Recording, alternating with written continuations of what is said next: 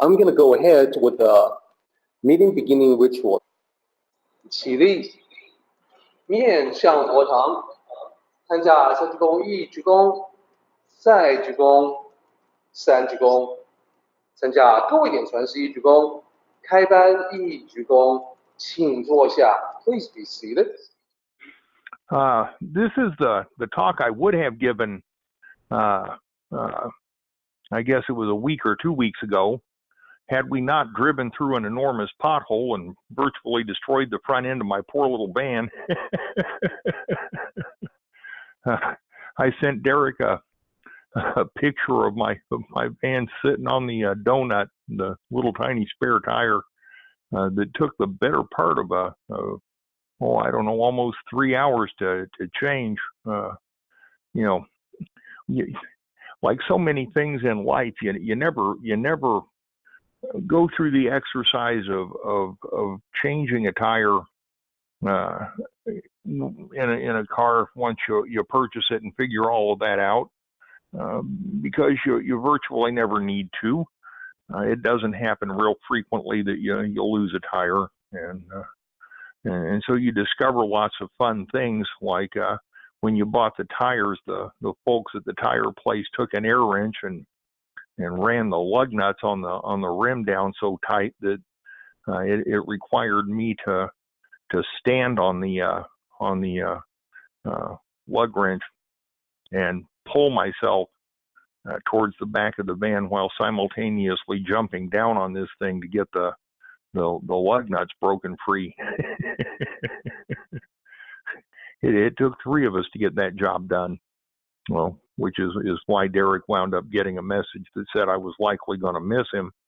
The part I didn't know when we started was that the spare had actually gone half flat between the time I bought it and the time we actually needed it, which made the trip to get the tire fixed a real interesting little ride. It was a challenging day. Those sorts of things happen from time to time, and the topic that I have for this talk, the need to be right, is another one of those things. This is not a joyful talk, unfortunately, and you need to think 2 weeks back to Saturday, the 23rd of June, which is when my 11-year-old granddaughter Serenity turned 12. We took the kids to a fun park here in the city called Great Times. It's a go-kart track and arcade, and it actually is a lot of fun. They have bumper boats and all sorts of games and things for kids to do there, and a really nice go-kart track that has go-karts that even I can ride in. And so that's where we were and what we were doing. So that's the backdrop. That's the setting. I need to mention at this point that the human body contains about a dozen major energy meridians and many other minor and floating meridians that transmit energy that we call Qi through the human body. You all know I've spent nearly a lifetime in the practice of Tai Chi Chuan, part of which is the study of the movement of the subtle energies through the body. Along the path of these meridians, there are literally dozens of tiny points that we've come to refer to in English as acupoints.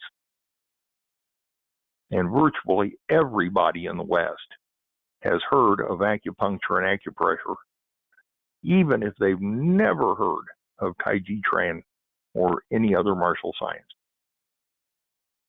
That's because it is a buzzword amongst the population. It is cool to be involved in some way as either a patient or a practitioner of what's come to be known as traditional Chinese medicine, the ancient practices of acupuncture and several other disciplines like cupping and moxibustion that evolved in China over thousands of years. When people come to me and ask me to help them, and this happens frequently, the very first thing that I do is ask them whether or not they've gone to see a doctor. I'm pretty knowledgeable about how the body works, about how to heal it and how to break it, but I am not a medical doctor, and I've never told anybody that I am. That would be a horrible, misleading statement. And so I ask people right out of the chute, have you seen a doctor for this problem or that problem, whatever it is? And if they say no, what I tell them is that the practices of traditional Chinese medicine can be extremely beneficial for a number of maladies and ailments. But this is the 21st century, and nothing beats a good MRI. If you haven't had a diagnostic procedure done, then you got no idea what's wrong with you. And the process of diagnosis way back when was pretty doggone limited. However, these practices have come forward with us into the 21st century, most of the time beneficially, occasionally maliciously, and unfortunately, this is one of those stories. And we are, once again, not helped by the church of what's happening now and a culture of keyword proficiency unsupported by genuine knowledge and understanding, which is most unfortunate. There are a ton of people out there who think they know what they're talking about because they've read an article or two, or they've taken a class, or gone to a lecture of some description. But that is a long, long way from the countless years of training that are required to actually master these disciplines. And anyone who practices them doesn't take them lightly. And actually will come to understand here why. Now, you all know that I run a Tai Chi school.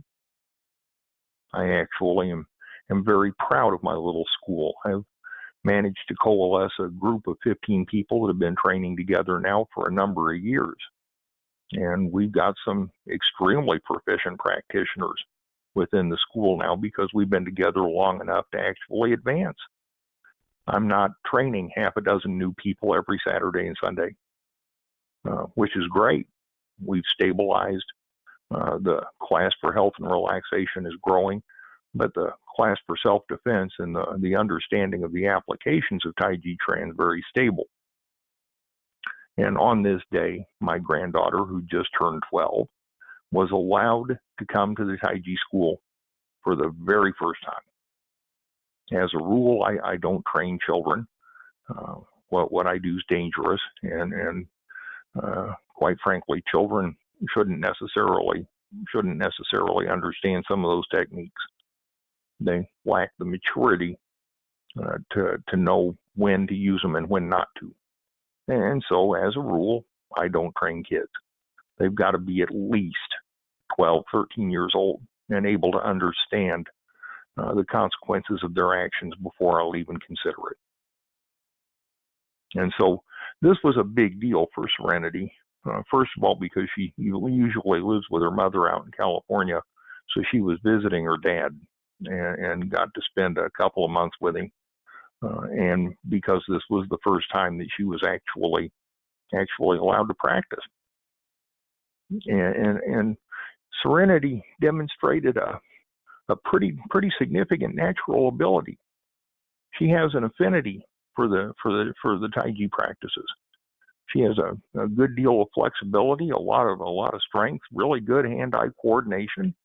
And I was pretty doggone surprised. On day one, she did remarkably well. And since she was doing so well, I taught her to find and begin to move her own Qi, one of the three subtle energies. We utilize the Qi in a variety of applications in the Taiji practices, and being able to find and control and manipulate the Qi as well as the other subtle energies is an important part of this practice. So I taught her how. And after class, we went to Great Times for her birthday party. And the last line here is, and then the fight started. That actually came from a comedy routine. I forget whose. And hopefully you're all chuckling, and hopefully some of you actually have seen this. But whether you have or you haven't, you'll come to understand this in just a moment. You know, there is nothing that a kid wants more in the world than to make their parents and the adults around them that they respect proud of them. Absolutely nothing. The desire of their hearts is to please us and to have us tell them how much we love them and how proud of them we are. And if we're doing that, they're pretty happy. And so, like all kids who have just accomplished something that's new and difficult, Serenity wanted to show her dad and her friends what she'd learned. She wanted to show them this Qi movement exercise that I showed her, and it was completely benign. She wasn't going to hurt anybody with it. And one of the mothers of one of her friends decided that Serenity's little accomplishment was not significant enough. And so she grabbed her 6-year-old daughter and applied pressure to an acupoint located in the subclavian process. For those of you who don't know where that is, it's a spot behind the collarbone. And I'm not going to say anything else because I don't know who might hear this later. But suffice it to say, it is a spot on the human anatomy that causes an awful lot of discomfort and quite a bit of pain. And it can cause significant injury, up to and including a fatality if you strike it properly. And this woman, through her own ignorance, managed to find it and hurt her 6-year-old daughter. The injury was unintended, but the pain and anguish and crying and carrying on was real just the same. In the process of doing this young lady's mother trivialized my granddaughter's accomplishment and the hard work she had invested in learning what she'd learned, and made her feel completely worthless by arguing the point about whether or not she actually hurt her now crying daughter. And she was arguing this point with a 12-year-old whose complete repertoire of training was 3 hours long. And I saw this going on, and I thought, gee, what's the point of this argument? Why have this fight with a 12-year-old kid? Obviously, I stepped into the middle of this, put a stop to it, and helped the 6-year-old not hurt quite so bad. And Serenity's dad helped her. But that was completely unnecessary and completely unintentional and completely traumatic. So what's the lesson for us? If you think this only happens to kids, it doesn't. So often, without the intent to harm anyone, we as adults will argue a position even when we know we are wrong, to the point where we create ill will and bad feelings and end friendships and relationships just to prove a point. I promise you, my granddaughter's never going to forget her 12th birthday. Not because she had a great time on the bumper boats and driving around the go-kart track and playing the games and what have you, but because an adult who should have known better ruined it for both her and her own daughter and embarrassed herself horribly in public. This is specifically why Lao Tzu says that it's never appropriate to participate in a debate. Even if we think we can win, there are no winners in an argument or a debate. It isn't worth holding on to the position. It does not further the Tao teachings one iota to debate or argue a point, and we will almost never persuade another person to accept our point of view. We likely will just cause bad will and bad feelings. The other thing to bear in mind here is that extremes of emotion and action are not the path of the Tao. If we're getting ready to jump headlong into a fight with another person over a position or a point of view, we are already disaligned with the movement and flow of the Tao of heaven. And when we feel that coming on, maybe we ought to take a deep breath and a step back and ask ourselves why it is we're getting ready to go start this. The other thing I'll promise you is that in hindsight, the mother of this little girl is going to regret her actions for a very long time to come. And everybody within the sound of my voice knows exactly the feeling I'm talking about, where we do something stupid in front of a whole bunch of other people, and every time we think about what we did, we're positively mortified because we did it. Each and every one of us has skeletons in our closets that we are absolutely positive if anybody else knew about, they'd never love us again. Things that make us feel worthless and small. Things that hurt. The way to prevent accumulating additional skeletons in that closet is by not participating in these actions. I got to tell you, and I'm not even a real bashful person. I'm not afraid to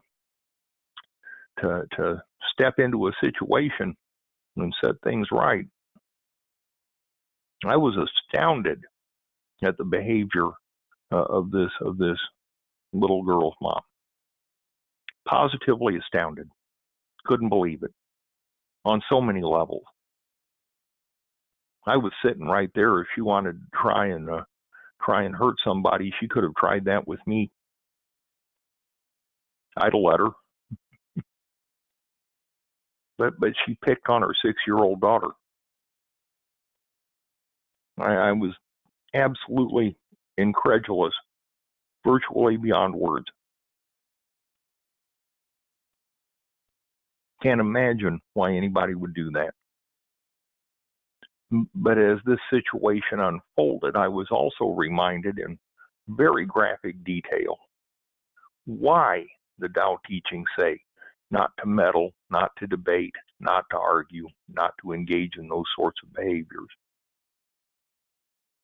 It is so important to engage our brains before we open our mouths, and yet in the heat of the moment, it's so easy to speak first and think later.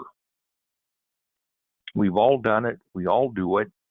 It's one of the things that as practitioners of the Tao teachings, we are trying to master within ourselves. I do not know of anyone who successfully ever accomplished it. I can certainly tell you I haven't. All I can tell you is that I do my very best not to react in the heat of emotion or in the spur of the moment, so that I don't put myself in those situations where I'm going to say or do something that I'll regret later. And as I say those words, I'm going to tell you very honestly right now that here in a little while I'm going to have to get in my car and drive. I've got to deliver my kids to work and what have you. And somebody's going to do something I don't like on the road, and I'm just going to unload on them.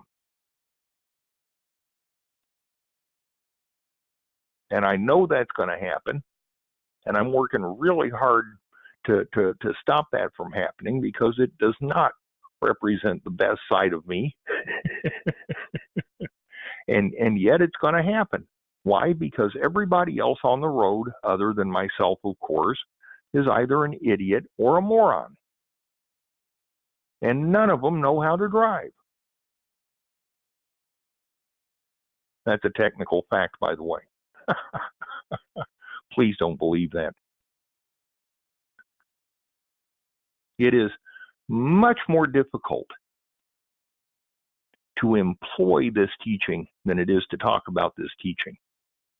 It is much more difficult to be kind and compassionate and silent than it is to unload on somebody that we feel has slighted or wronged us in some way. Because we're on the side of universal justice. We're like Superman. We're fighting for truth, justice, and the American way, which just happens to be our own point of view.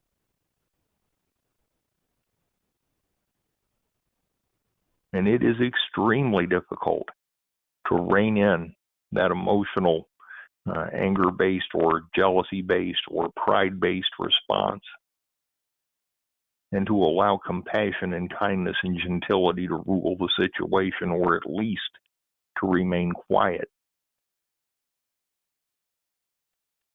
You know, there's a reason that Lao Tzu likens the tongue to swords and axes and other sharp instruments.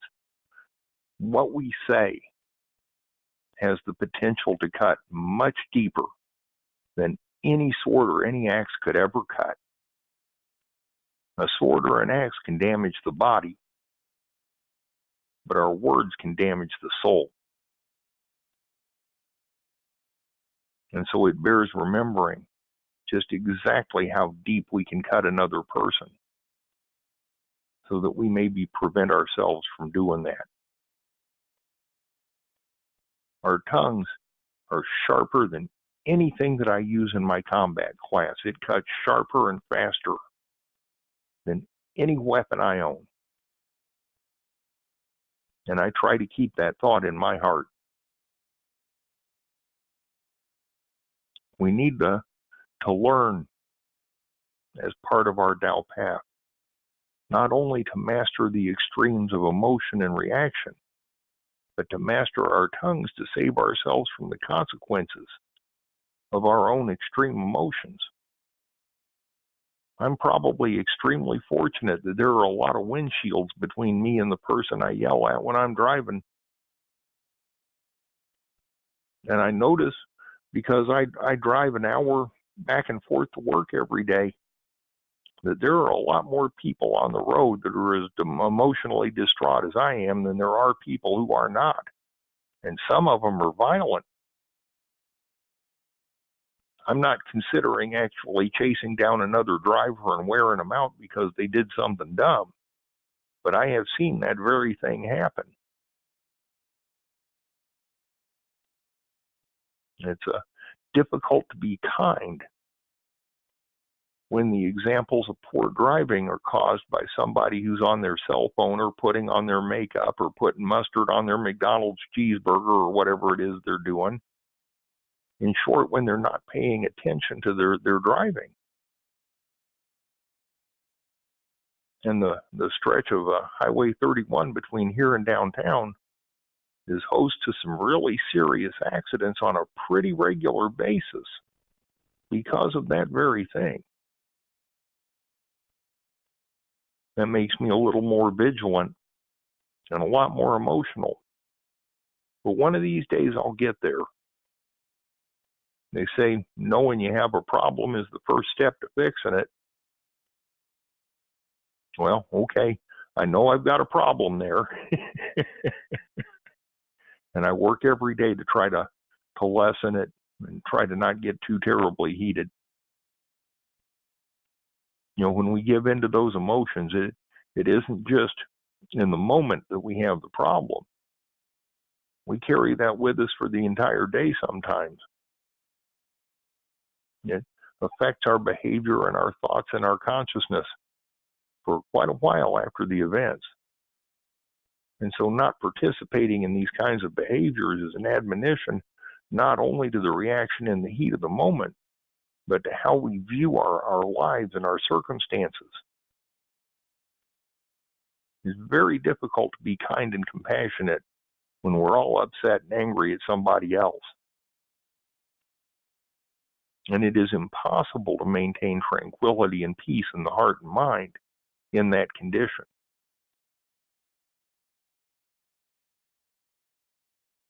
So I utilize the three treasures, my meditation practices, and my memory, right? I tell myself, this one isn't worth going after. Sometimes I'm successful, sometimes I'm not. It's getting better with time.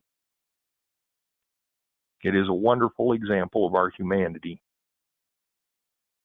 And another wonderful example of what a pity it is to be victim to the need to be right.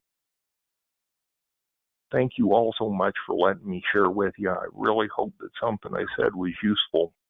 And I wish you all a wonderful Sunday. Thank you so much, Bill. Bill, as I listen to you tell the story of what happened, as you can probably imagine, I just kept shaking my head. It was astounding. I'm assuming, but I want to make sure that as of today, everything's kind of settled down and everything's gotten a little better, I hope. Oh, absolutely. Absolutely. It was just an isolated event, but it was unbelievably traumatic for the little girl involved in it. And it was a learning opportunity for serenity that Joshua, her dad, and I both took advantage of. Mm-hmm. That's right. Little ones especially. I mean, what are they to make of all the problems and the tricks and the delusions of their elders? The adults.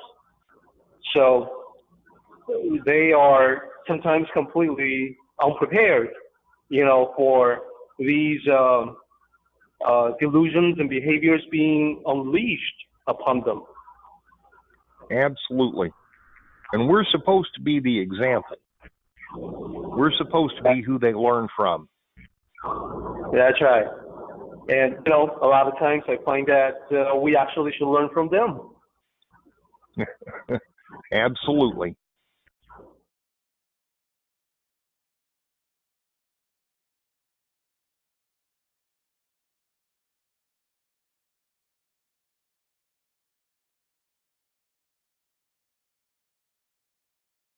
Let's go ahead and do the meeting ending ritual, everybody. 起立，面向佛堂，持架深鞠躬，一鞠躬，再鞠躬，三鞠躬，持架各位顶传十一鞠躬，斜翻一鞠躬。Well done, everybody. Thank you so much.